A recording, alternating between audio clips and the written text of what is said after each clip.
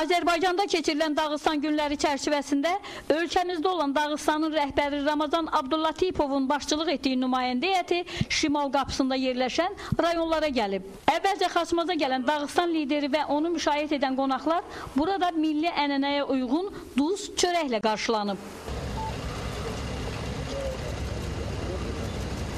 Sonra Dağıstan nümayəndə heyətinin üzvləri görkəmli ictimai-siyasi xadim Əziz Əliyevin abidəsinə və muzeyinə baş çəkiblər. Xaçmazdakı şəxsiyyətlər və tarix diyarşünaslıq muzeyi və Heydər Əliyev mərkəzi də Dağıstan prezidentinin ziyarət etdiyi məkanlardan olub. Bu təntənəli görüşdən təəssüratlarım xoş oldu. Azərbaycan rəhbərliyinə və dost qardaş respublikaya böyük minnətdarlığımız var.